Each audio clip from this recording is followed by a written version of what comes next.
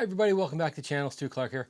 Today we're going to be taking a look at waveforms and how you can utilize it to get better exposures in your videos.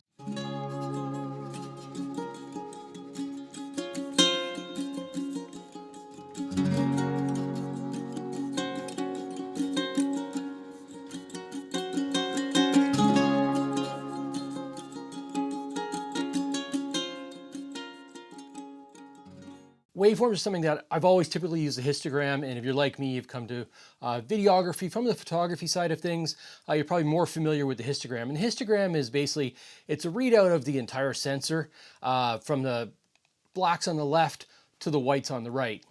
And it just gives you kind of an overview of the exposure for the entire scene.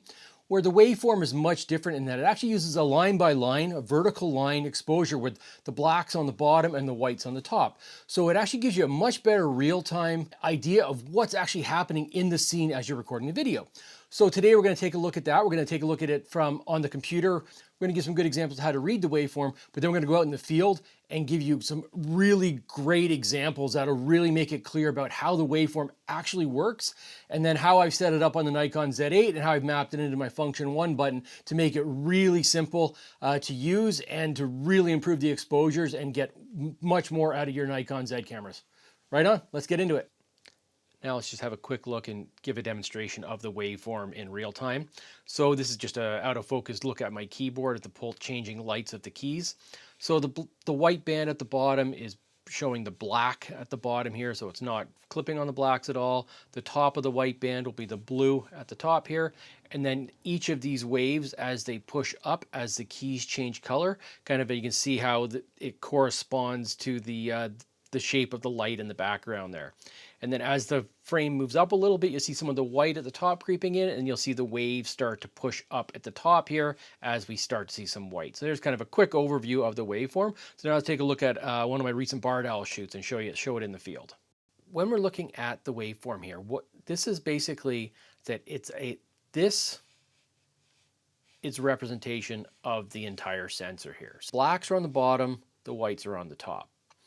And when you're looking at a sensor, initially when you're looking at these, they don't really make sense. It's just a bunch of lines moving up and down, dots moving up and down. But once you start to kind of grasp what's actually happening, I find them really intuitive, and then it makes a ton of sense when you're out in the field, and you can really start to kind of, I think, nail down your exposure, especially for wildlife, where you can actually pick your subject out of the waveform and then really get the right exposure for your subject. Okay, so let's have a look at this waveform here. We're going to kind of break it down for you so you can actually see what's actually occurring. So this line here is representative of this line over here. This line here is representative basically of this area here. So what you're looking at here, when you see this white line, so this is your whites at the top, and I said your blacks at the bottom. So this white line here is this white section up here. So basically the exposure, the whites on this portion of the waveform are shown as being really close to clipping. So right up here you can see how bright white it is. The dark section here is actually going to be the branches. So it's the underside of the branches, you can see, as that's going to be the exposure showing for the underside of the branches here. The whites through here are this section here. So you see the dots, that's going to be representative of these blue sections are not quite as bright as the white section. So where this white here, which is going to be almost overexposed, is kind of showing up here. So what's happening here, the underside of the branch is going to be very similar exposure all the way up, basically showing how you're very close to clipping the blacks on the underside of this branch. Same thing over here. When you see this line here, that's this dark piece of the tree right here. So that you can see, as you're looking at these sections, this dark piece here is represented right here in the exposure, because you're looking at, this is basically, like I said, is looking at the exposure on this entire piece of the sensor from the black here, and then the greens are going to be kind of shown through the middle. So all the greens are basically, this is the middle exposure right here for the underside of the leaves. So where this is nice is that the barred owl chick is right in the middle. So this is the barred owl chick right here. And you can see it's a little bit on the lower side of the exposure. But the problem is I can't push the exposure up too much because I'm already right at the edge of clipping the whites. So this section over here is this part over here of the scene. And as you see the speckling through here, that's going to be the blue and the white of the branch here. So the exposure is just represented vertically, but it shows both the blacks and the whites as you're kind of looking up and down the sensor. So it's really nice because you can see where your subject is. So you want to push your subject up as much as possible, but then you're kind of held up by the clipping. You don't want to clip these whites. And when I show you this scene, once it's been color corrected in DaVinci Resolve, it's incredible how even though they look white here, you can actually, because they're not clipped, you've got tons of detail, and actually you can actually turn them down to blue if you wanted. It's pretty amazing the amount of detail in there. So yeah, so that's basically when you're looking through this, this is basically the tree section through here. That's going to be showing a little bit darker. The branch itself, so this portion of the branch, that's going to be showing at the bottom here. So that's going to be the lower exposure through this whole section of the scene is going to be shown here. Blacks to whites, and then it's just this vertical lines that basically show the exposure of this section of the sensor, but it doesn't just show one or the other. It literally shows the blacks and the whites and then all the exposures in between. So if you look here, so this is going to be this section through here. And then what's happening here is this is the blues modeling through the leaves. And that's why you're seeing it kind of ride higher up as you get this section, this whole section here alongside the tree. You can see how there's quite a bit of lighter exposures, and that's why you're seeing all these dots creep up, where this section here is where the barred owl is, and there is no light parts. So there is no light parts in this portion of the scene. That's why you're not seeing any white dots up here.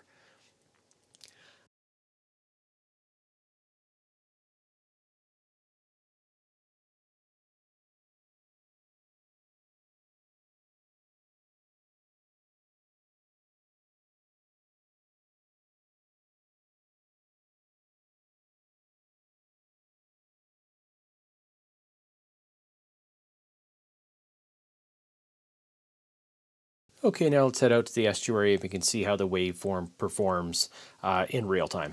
If I put it out of focus, this will give a best example of this. As you see the waves rolling in, you'll notice how the waveform will push up. So as the whites get bright, it coincides with the waveform. So as each of these waves rolls across the scene, you'll see the waves, the whites push up and they roll across the scene with those waves. As I put it in focus, you'll notice how it gets a lot coarser, so there's a lot more dots, and that's basically because it's showing the highlights. It's more specific and showing the exact exposures of each of the highlights. When it's out of focus, it's just seeing more of a blur, so it's being more of a white blob.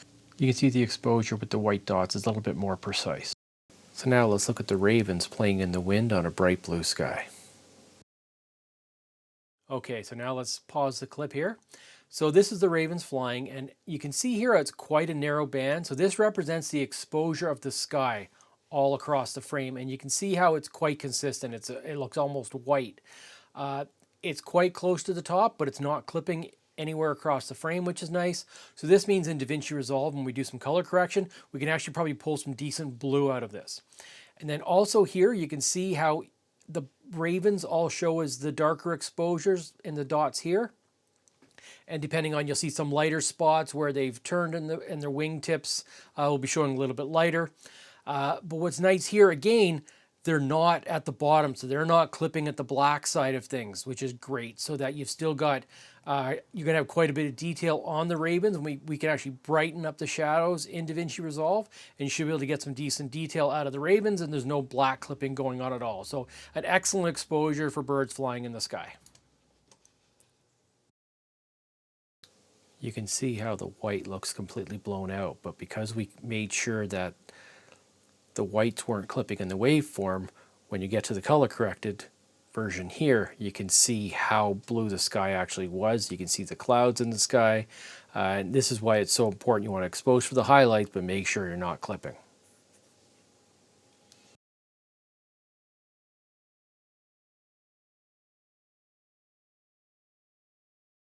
as we've advanced the frame here, you notice that there's a lot more lines coming up. And basically these are coinciding with the darker exposures of the trees. So again, we've got the white line, which represents all of the sky behind it, which is again quite thin because it's a similar exposure from top to bottom.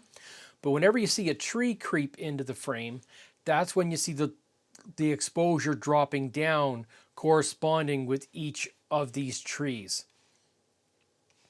Again, no clipping is occurring, so you know that we've got detail in the trees. Between the sky and the trees, we can actually make the sky a bit darker, the trees a bit darker, and we have quite a bit of detail still to be pulled out of this image in DaVinci Resolve once we color correct it.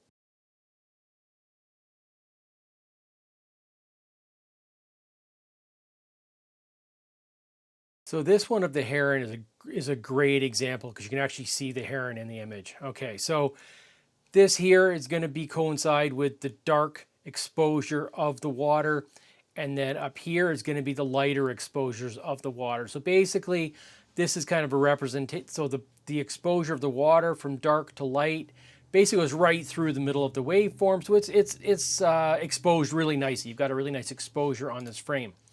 What's interesting here, though, if you notice how this dark spot here and dark spot here is actually this part of the body. So this is where it's in shadow, then down to the leg here. And this little spot here is actually this little spot on the wing down here underneath the belly here. So it's great. You can actually kind of see, and then the lighter part of this is actually exposed very similar to the water. So you're not going to see, there's a couple little spots here where the darker portions of the wing will be showing in here, but the main part of the body will actually be up in the exposure, very similar to the water. But as we get up here, you notice how you can almost see the head pushing up on above the water here. And that's because this part of the head actually gets quite bright. And then you'll see some white dots, and the white dots correspond to the top of the head up here. So this is kind of a decently exposed image. You do have a little bit of overhead here, but what you'll find with herons, when they turn their head in the sun, you'll all of a sudden get a spot clipping up top. So this is kind of a nice exposure for this video, where the water's right in the middle, and then the heron, depending which way it's turned, you've still got some, I can still pull the shadows up a little bit as needed, and I still got some overhead on the highlights if needed as well. Again, the uncorrected image looks really bright, looks like you've really blown the highlights out, but because we looked at that waveform, we made sure that we were exposing for the whites. When you color correct it, it's incredible. You've got so much overhead, and you can really pull the color out of the image, and it looks amazing.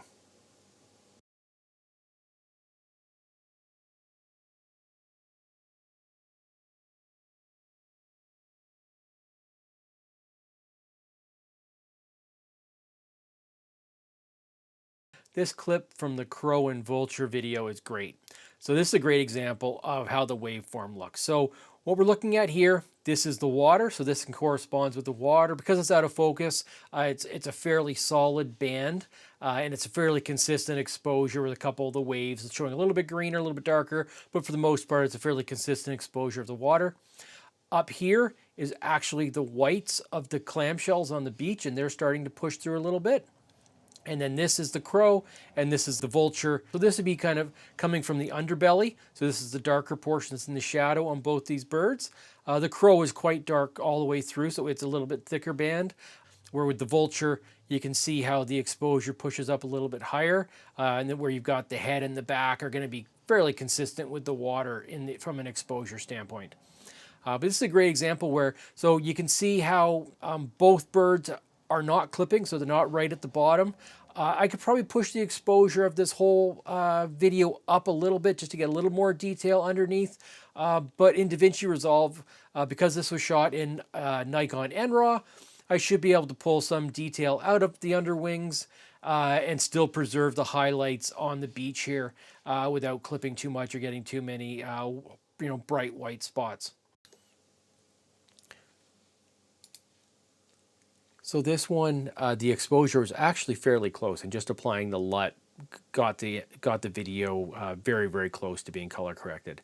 With just a little bit of correction in DaVinci Resolve in the raw side of things. I was able to actually just pull the whites down a little bit, darken them down, darken down both the vulture and the crows a little bit, and just kind of really give them a bit of pop of color.